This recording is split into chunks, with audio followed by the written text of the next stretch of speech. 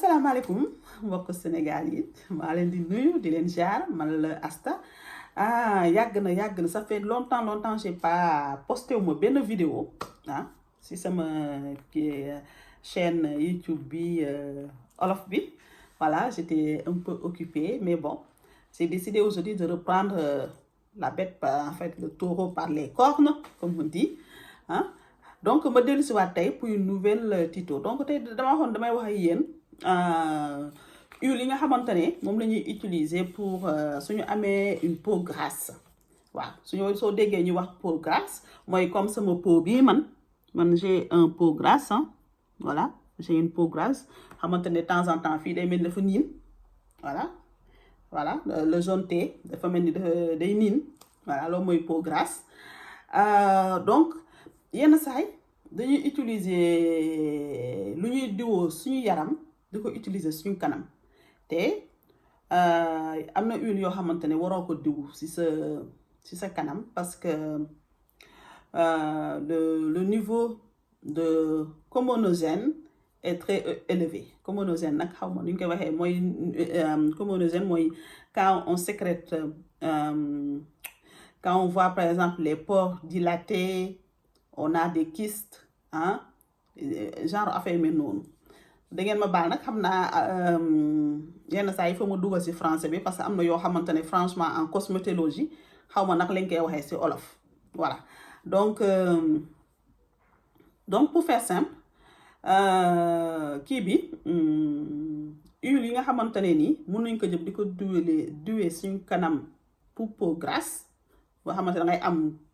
yaram buy niin kanam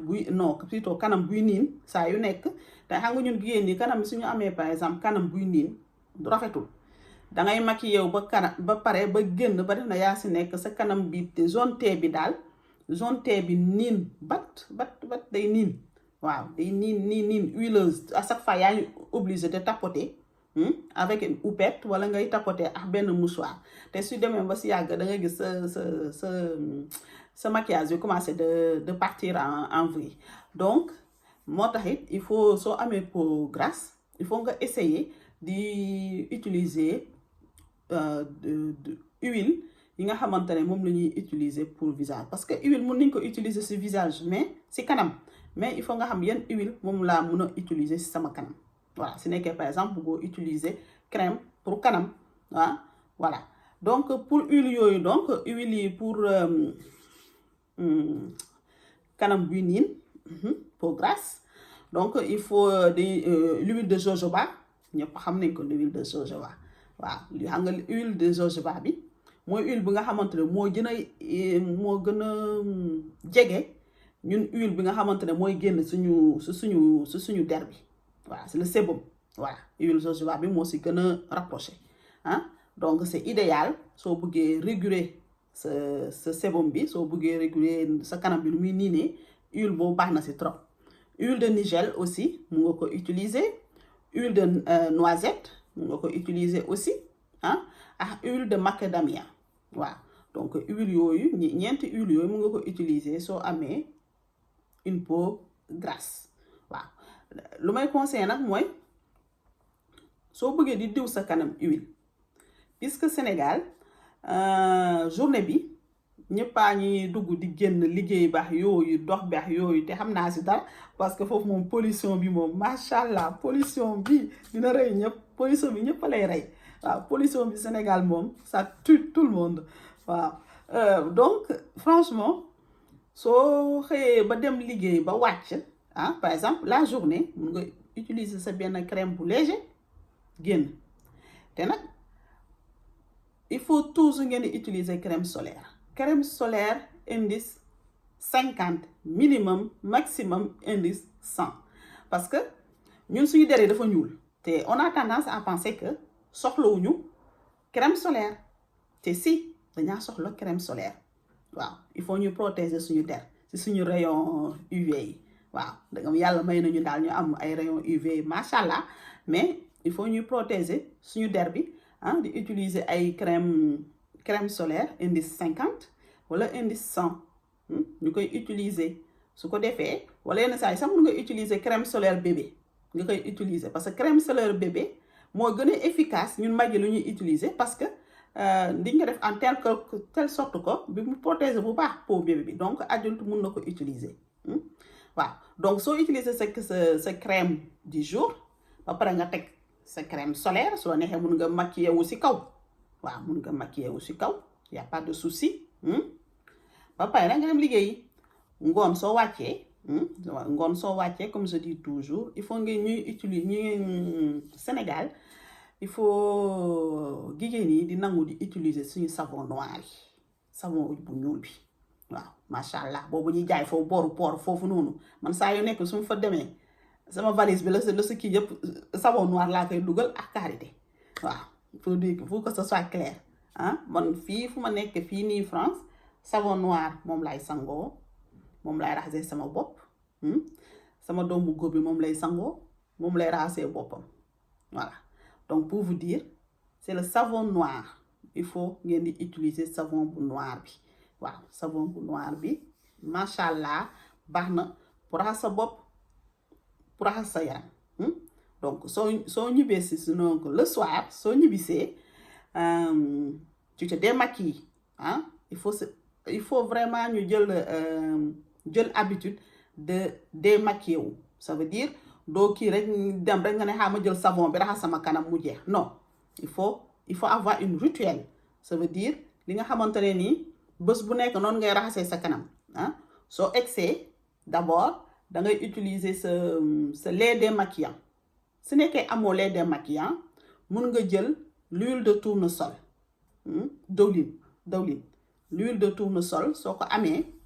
su nekkee l'huile de tournesol la mun nga ko utiliser l'huile d'olive mun nga ko utiliser voilà donc mun nga utiliser l'huile de tournesol boobu nga def sa loxo kii frotter diw ni ko tee sax voilà massez bien waaw nga kii yëpp ba pare nga jël sa éponge wala sa gant wala sa serviette bu ndaw yaa xam comment tu fais ou sa coton nga dindi le surplus soo dindee surplus bi démaquiller nga sa lèvre yi sa tuñ yi nga démaquiller aussi les yeux et tout nga dindi le surplus nga teg fee après c'est seulement là après tu dois ce n'est que par exemple le premier passage bu njëkk bi doyul nga defaat tuuti diwlin kiyaat dindiwaat le reste